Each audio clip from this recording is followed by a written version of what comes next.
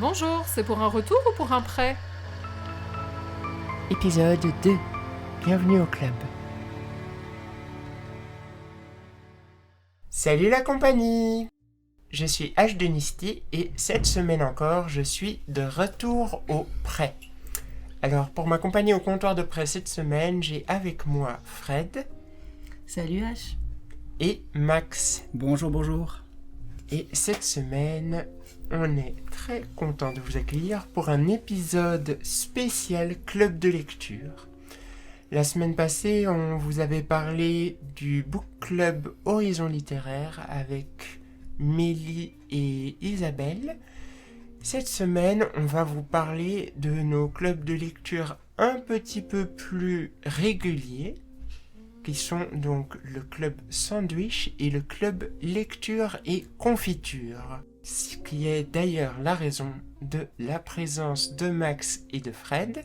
Alors, quelle est la différence ? Simplement l'âge des participants. C'est-à-dire que le club lecture et confiture s'adresse aux enfants de 8 à 12 ans. Alors que le club sandwich, c'est à partir de 12 ans jusqu'à l'infini, quasi. On a des ados qui vont jusqu'à 22-23 ans, et c'est assez varié les âges. Ok. Qu'est-ce que vous y faites ? On se réunit un samedi par mois pour le club lecture et confiture. Les enfants amènent les livres qu'ils ont lus et dont ils ont envie de parler. Souvent, c'est des livres qu'ils aiment, parfois même des livres qu'ils n'aiment pas. Et le plus important de cette réunion, c'est quand même la pause. On fait une petite pause et on mange des chips et des bonbons. Et là, je pense que c'est la motivation principale des enfants. Non. Et le club sandwich, c'est plus ou moins la même chose ? Oui, c'est plus ou moins la même chose. Du coup, les ados apportent aussi des livres qu'elles ont aimés ou n'ont pas aimés. Et on en parle, mais de manière un peu plus informelle, autour de chips, de boissons, d'un petit apéritif, sans alcool bien sûr. Et on discute, on se pose des questions, pourquoi on a aimé, pourquoi on n'a pas aimé. Fallait pas dire que c'est sans alcool. Et pourquoi est-ce que vous avez décidé de les organiser ? Alors ça, c'est assez facile pour le club lecture et confiture. C'est les enfants de l'école d'à côté, donc l'école du centre, qui ont demandé à ce qu'on crée un club. Et depuis, ils viennent toujours. Donc il y a 2 enfants qui ont demandé. C'est Marnie et Isor, et elles sont là tous les samedis du club lecture et confiture. Et moi j'ai repris le club sandwich un peu après d'être arrivé à la bibliothèque. C'était un club qui existait déjà mais qui n'avait pas réussi à prendre à cause du Covid. Et qu'est-ce qui vous motive dans ces clubs lecture ? Moi, ce qui me motive particulièrement, c'est que je trouve ça hyper important d'ouvrir un espace pour les ados qui aiment lire. Parce que quand moi j'étais ado et que j'aimais lire, c'était pas hyper bien vu. Je préférais lire à la récré plutôt qu'aller jouer. Et voilà, j'ai souvent été moqué pour ça. Et du coup, je trouve ça important d'ouvrir cet espace pour les jeunes qui aiment lire. Même s'il y a de plus en plus d'ados qui utilisent les réseaux sociaux pour partager leur lecture, ce que je trouve hyper chouette. Il y a toute une communauté sur Instagram, c'est Bookstagram, et sur TikTok, c'est BookTok, où il y a plein de livres qui sont partagés. Et ça permet à plein d'ados de découvrir la lecture ou de se faire des amis autour de la lecture, ce qui est hyper chouette. Et ce club sandwich, ça permet aussi un peu ça, mais en réel et pas en virtuel, où ils peuvent se donner des conseils, se faire des amis, discuter, dans un cadre assez cool, sans pression. C'est eux qui gèrent le club. Oui, toi t'es juste là pour faire la figuration quelque part. Alors, nous, ce qui est important, c'est qu'on apporte les chips, les boissons, et après, on est quand même là aussi pour s'assurer que tous et toutes les ados puissent parler, que les plus timides aient de l'espace de parole, que ce soit pas toujours les mêmes qui font que parler, et que, voilà, que tout le monde s'écoute et que ça se passe dans un cadre agréable pour tout le monde.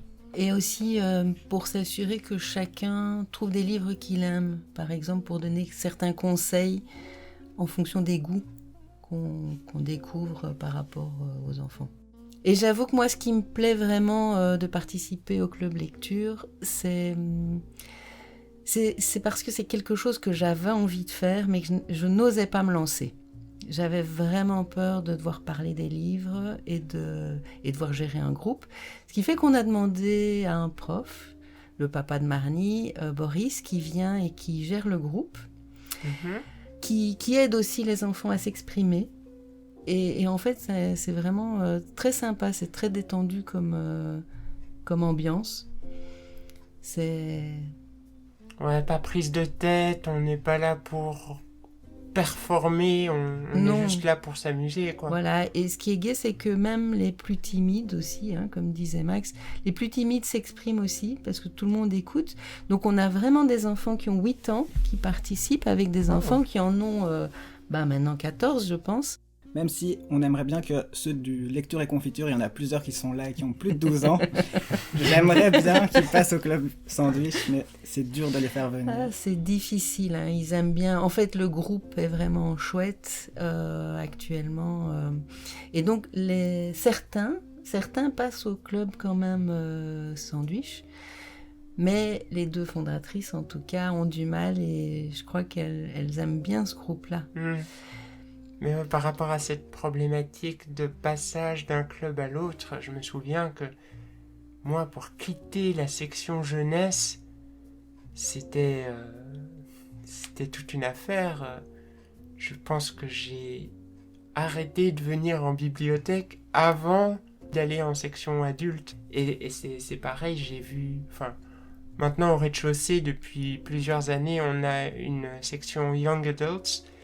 Et il n'y a pratiquement rien qui sort, parce que je suppose que tout le monde continue d'aller en jeunesse. Mais c'est vrai que ça se passe souvent, en fait.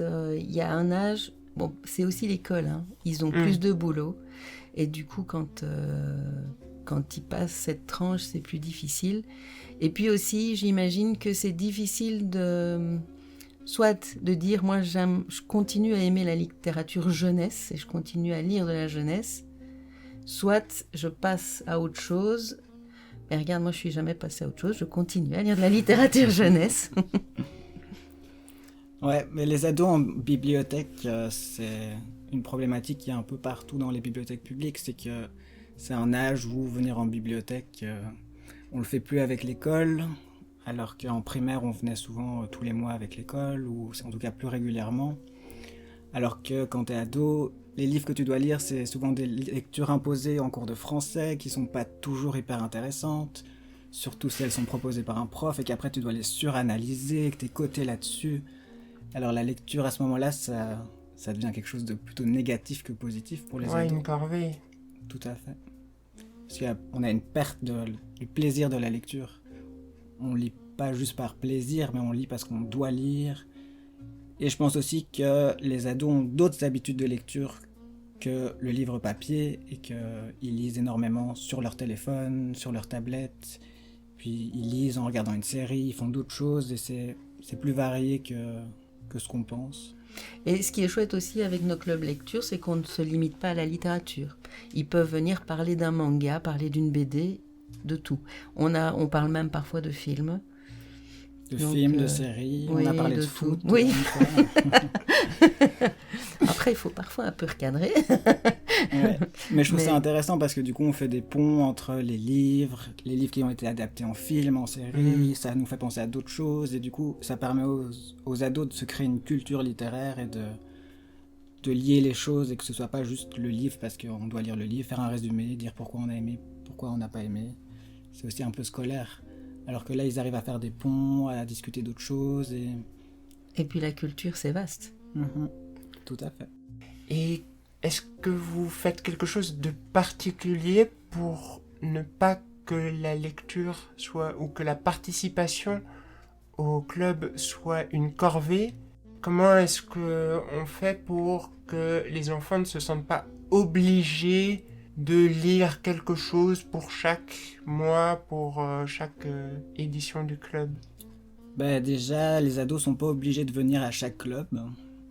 Moi, je leur dis toujours qu'ils viennent si elles veulent, ou si elles veulent pas, ils ne viennent pas. Ils peuvent arriver en retard, et elles peuvent partir plus tôt s'ils en ont besoin. Et surtout, les ados sont pas obligés de présenter des livres. nous, on va toujours aller demander à ceux et celles qui ne parlent pas si elles ont envie, mais elles ne sont pas obligées. Et on a même eu un club où, au bout d'une heure, tout le monde avait dit ce qu'il avait à dire.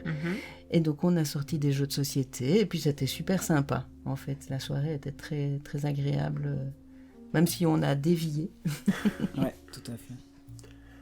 Bah oui, pour moi, c'est ça le plus important dans la lecture, c'est que on en revient toujours au... C'est combien? C'est les 10 droits du lecteur? Je ne sais plus exactement combien il y en a, mais ouais. On a le droit de ne pas lire, on a le droit de lire ce qu'on veut, on a le droit de picorer, on a le droit de ne rien avoir à dire sur... Ouais. On a le droit d'abandonner un livre. Voilà. On a le droit d'écrire dans les livres, sauf ceux de la bibliothèque. N'écrivez pas dans les livres de la bibliothèque. Et pas découpé non plus.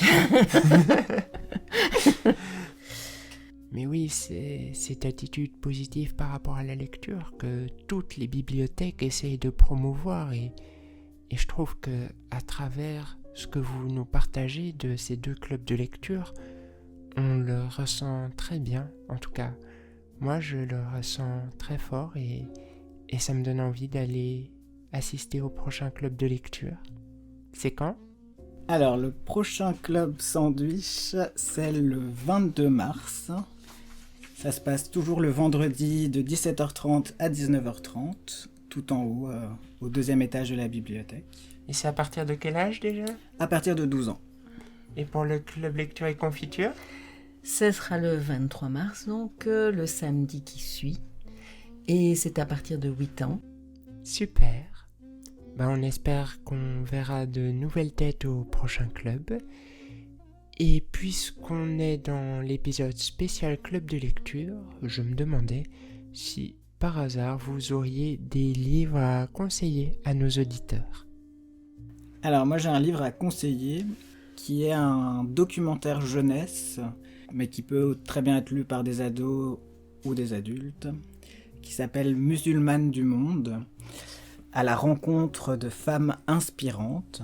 C'est écrit par Élise Saint-Julian et c'est illustré par LK Imani. C'est 30 portraits de femmes musulmanes à travers le monde et à travers l'histoire. Et je trouvais que c'était un chouette livre à vous présenter parce que cette semaine, il y a le Ramadan qui a commencé.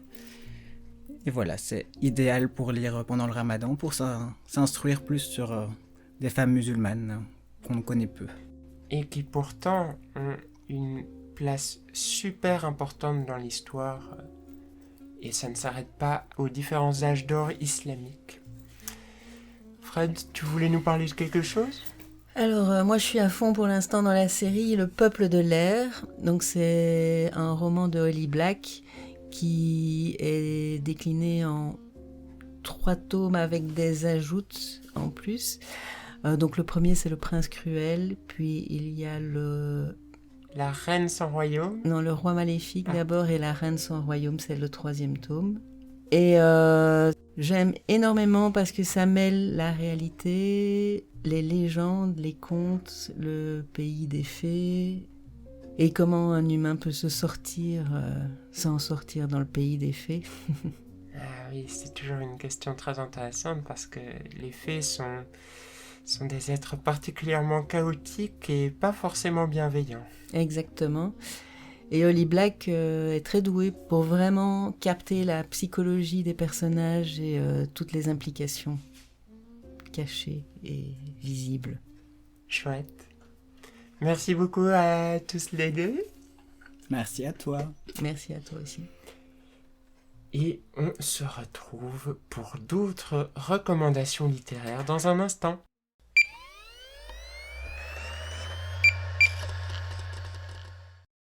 On ne l'a pas entendu à l'épisode précédent, mais rassurez-vous, elle est toujours là, toujours aussi en forme et toujours aussi motivée que jamais. Nous accueillons à nouveau Élise. Bonjour Élise. Bonjour, bonjour. Alors aujourd'hui, tu voulais nous parler de la BD Perpendiculaire au soleil, c'est ça ?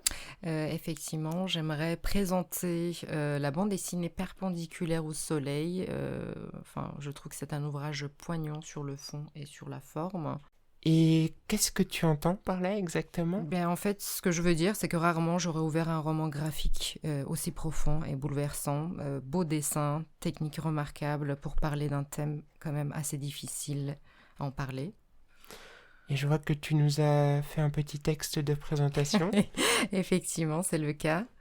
Si tu me le permets, d'ailleurs, je peux présenter. Bah vas-y. Eh bien, Perpendiculaire au soleil est l'histoire de Valentine Cuny-Le Calais. Elle raconte son engagement épistolaire avec un jeune afro-américain qui s'appelle Ronaldo McGuirt, qui est condamné à mort aux États-Unis en 2016. Il est incarcéré depuis plus de 10 ans. Et quand Valentine Cuny-Le Calais commence cette relation à distance, elle est étudiante en arts plastiques et n'a que 19 ans. Donc c'est au fil de leurs échanges que naît un projet de récit graphique qui est quand même intense en émotion, donc Perpendiculaire au soleil.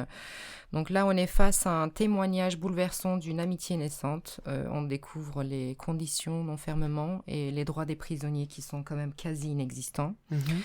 Donc Valentine se penche sur la brutalité du système carcéral et la ténacité avec laquelle les condamnés reconstruisent leur vie depuis une cellule de 5 mètres carrés. Donc en fait, elle nous invite à réfléchir sur la peine de mort. Donc au fil de leurs lettres, des images qu'ils échangent, des rares visites, naît le récit graphique de leur vie parallèle. Alternant technique, l'autrice compose un livre d'images absolument fascinant. Donc, magnifique ouvrage qui suscite la réflexion. Je pense que je me souviens de cette histoire parce que, évidemment, c'est complètement basé sur des faits réels. Effectivement. D'ailleurs, Ronaldo est co-auteur de la bande dessinée. Oui. Son nom n'apparaît pas sur la page de couverture. Et puis, de toute façon, les dessins ses dessins disent beaucoup de sentiments intérieurs. Oui, je pense qu'aux États-Unis, les prisonniers n'ont pas le droit de vendre des livres et c'est peut-être pour ça. Voilà. Effectivement, mais la prison est un univers qui contrôle de manière très serrée les images. C'est ce que d'ailleurs Valentine Cuny-Le Calais nous dit. En fait, l'idée de faire ce livre avec Ronaldo, c'était une manière de reprendre le contrôle sur le système. C'est ce qu'elle dit en tout cas lors de ses interventions. Et reprendre le contrôle sur son image, sur le narratif, sur ce qu'on dit de nous et forcément sur sa vie quelque part. Bien sûr. Mais en tout cas, bande dessinée magnifique, véritable prouesse graphique de plus de 400 pages sur la liberté et l'autorité. Je vous conseille vivement de jeter un coup d'œil, de le lire carrément. Et tu m'as vraiment beaucoup donné envie, mais je vais me retenir de l'emprunter, comme ça il sera là pour nos chers auditeurs. Le livre est constamment en circulation, donc, mais on l'a à la bibliothèque, vous pouvez au moins faire une réservation. Voilà. Super, merci beaucoup. Je t'en prie, H, à bientôt.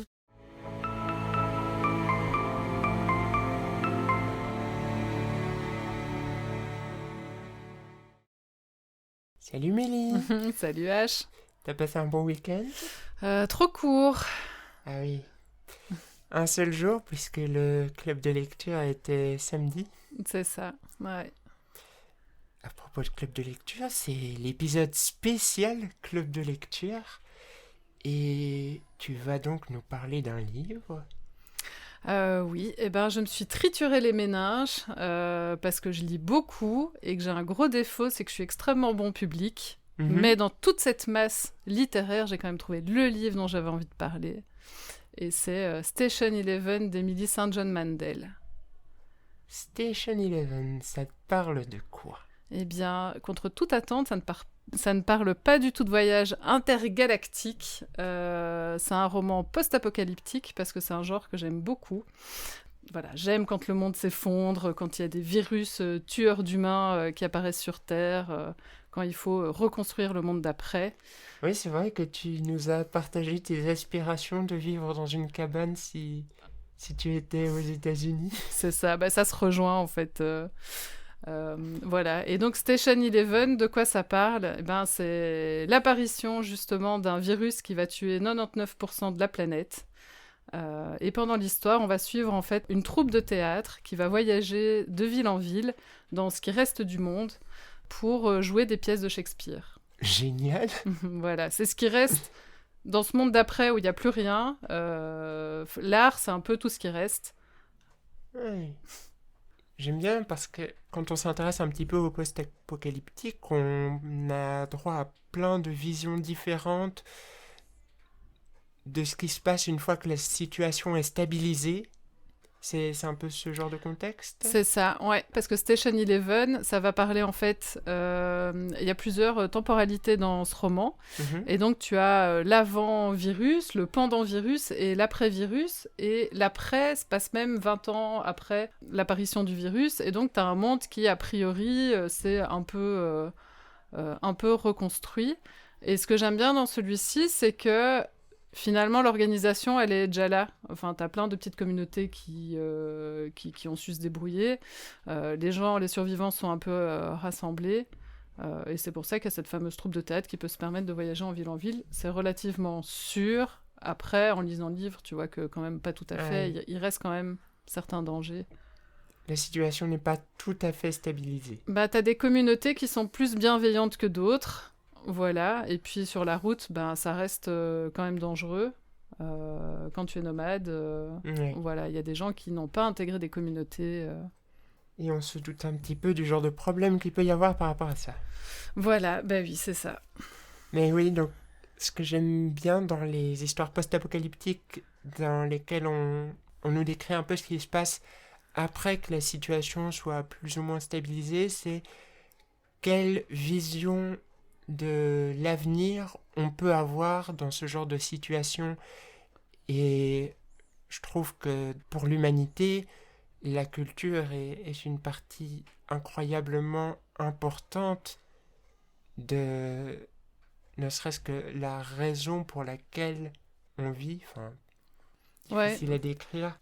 C'est ça, ouais. Dans un monde où il ne reste plus rien, c'est étrange de choisir typiquement des pièces de Shakespeare à aller comme ça montrer, faire découvrir dans toutes ces communautés où du coup comme ça se passe 20 ans après, t'as plein de gens qui n'ont pas connu le monde d'avant, t'as la nouvelle génération qui est là, et en même temps il y a une logique au fait que ce soit une pièce de Shakespeare, c'est que le roman s'ouvre sur une pièce de théâtre.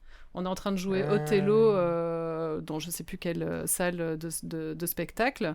Et l'acteur principal, qui est une grosse vedette de cinéma, va s'effondrer pendant la représentation sur scène. Non pas parce qu'il va mourir du virus, pas du tout. Il va mourir d'une crise cardiaque. Et en fait, ce personnage-là, c'est le lien entre tous les personnages qui vont être montrés dans ce roman. Et ça fait, j'imagine, référence à Molière. Oui, ça pourrait, étant donné qu'il c'est ça à meurt quoi j'ai sur immédiatement pensé. Ouais. En fait, dans ce livre, t'as une dizaine de personnages dont on va dresser le portrait, et l'autrice fait ça très bien, parce que t'en as quand même beaucoup. Le roman, il est pas si épais, et malgré tout, c'est très fouillé. Enfin, la psychologie des personnages est vraiment complète. Voilà. Chouette. Et il est à la bibliothèque, ce livre ? Il est à la bibliothèque, comme tous les livres d'Emily St. John Mandel, qui sont vraiment tous top. Génial. Merci beaucoup. Merci, H.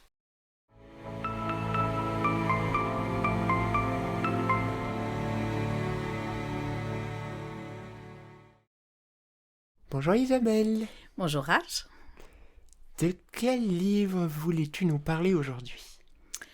Alors en fait, j'avais envie de parler de ma dernière découverte, qui est l'autrice Sandrine Colette, que j'ai découverte à travers un roman que j'ai lu pour le book club Les Grands Espaces, qui a eu lieu samedi passé. Et le livre s'appelle « On était des loups ». De quoi ça parle ? Alors en fait, ça parle d'une vie au plus près de la nature, d'une vie dans les montagnes qu'on imagine. Rien n'est jamais clarifié, on ne sait pas très bien où ça se passe, mais on imagine dans les montagnes rocheuses aux États-Unis. Voilà, c'est pas la baraque de Fréture, quoi. Ah non, pas du tout.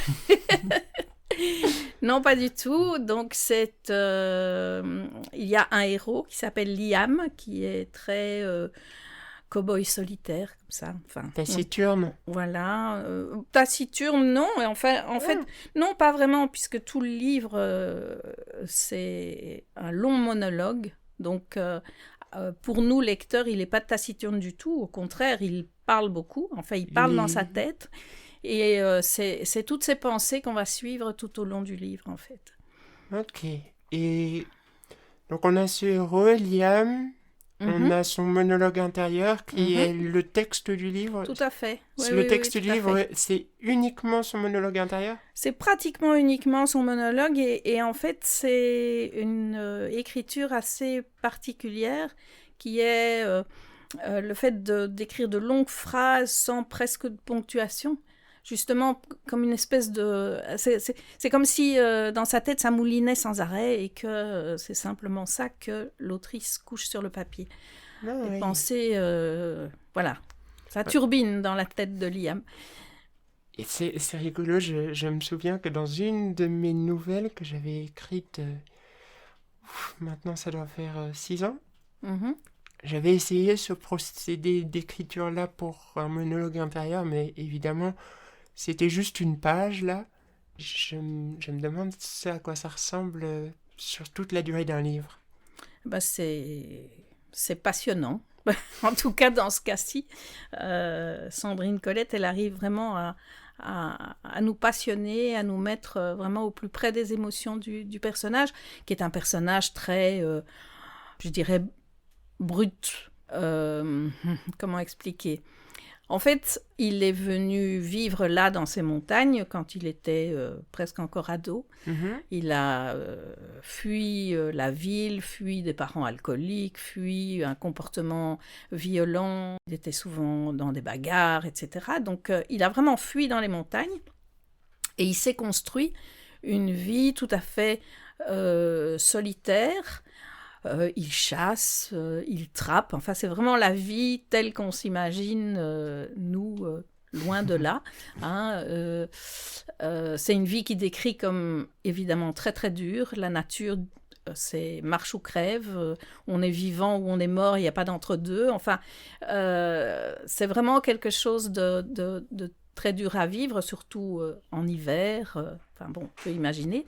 Oui. Et malgré tout, il y a quelque chose qui s'est passé dans sa vie, c'est-à-dire que lors d'un de ses très rares séjours à la ville, il a rencontré Ava, qui est une jeune femme urbaine qu'il a aimée et qu'il a suivie malgré les conditions de vie très très difficiles auxquelles elle s'est habituée, semble-t-il.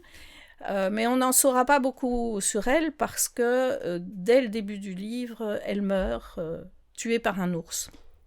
Et elle laisse derrière elle leur enfant, parce qu'ils ont eu un bébé. Elle a beaucoup insisté pour avoir un enfant. Lui n'en voyait absolument pas la nécessité, parce que pour lui, un enfant, ça ne convient absolument pas à la vie sauvage qu'il mène. Un enfant, c'est fragile, c'est comme un chaton ou un chiot. C'est pas du tout fait pour la vie dans les montagnes. Et quand Ava meurt, il se retrouve là avec cet enfant, il ne sait pas quoi en faire, et donc sa seule idée, c'est je vais l'emmener à la ville, je vais le fourguer à un wagon, clé une tente qu'il a encore quelque part, et puis je retourne à ma vie, et voilà quoi. Et en fait, tout le livre, c'est ce voyage qu'ils vont faire, le père et l'enfant, à cheval, jusqu'à la civilisation, qui visiblement est très longue, très lointaine, parce que le voyage dure plusieurs semaines. Et pendant ces semaines, il y a plein de choses qui vont se passer. Il y a les sentiments de Liam qui vont évoluer vis-à-vis de cet enfant, etc. Il y a des choses qui vont se passer, et tout ça va nous être raconté à travers tout ce qu'il pense, toujours. Donc une sorte de voyage initiatique, un peu. Oui, on peut dire ça comme ça, on peut appeler ça comme ça. Un voyage initiatique pour l'enfant aussi, qui a 5-6 ans, et pour le père qui se découvre père, parce que jusque-là, il s'est très très peu occupé de son petit garçon. C'était une vague connaissance jusque-là. Voilà. C'était touchant parce que il partait chasser pendant plusieurs jours, et puis quand il revenait, il y a cet enfant qui courait se jeter dans ses bras, et on sentait, enfin, Sandrine Colette nous raconte à quel point ça le déstabilisait, parce qu'il y avait comme une émotion qui naissait en lui, mais qu'il ne reconnaissait pas et dont il ne voulait pas vraiment. Donc, il y avait tout un combat intérieur comme ça dans ses émotions. Et tout le roman est très, très subtil par rapport à ça, par rapport à la description des émotions qui sont parfois contradictoires et qui doit apprivoiser. C'est très beau. Je sais pas si tu as lu le roman La Route. Non. D'accord. Non. Parce que je sais de quoi ça parle, mais... Ouais, quand tu m'en parles, ça me fait penser à ça, mais du coup... C'est un roman post-apocalyptique, oui. En fait. Hein, oui. Mais Sandrine Colette en a écrit un aussi, qui s'appelle « Et toujours les forêts ». Ah, c'est elle aussi. Oui, qui est très beau aussi, très très beau. Bien voilà, on va en rester là, merci beaucoup. Mais avec plaisir, j'espère que j'aurai donné envie de lire ce livre à quelques-uns de nos auditeurs. Et ce livre qu'on a forcément à la bibliothèque. Bien sûr. On vous attend donc au comptoir de prêt, et bon...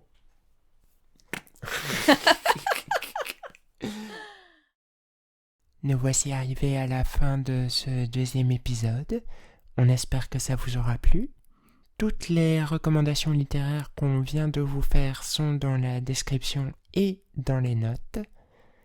N'hésitez pas à venir les emprunter en bibliothèque et n'hésitez pas non plus à liker, à partager et à nous faire vos retours, vos remarques et vos questions en commentaire. On se retrouve très bientôt au comptoir de prêt pour un prochain épisode. Et d'ici là, salut la compagnie!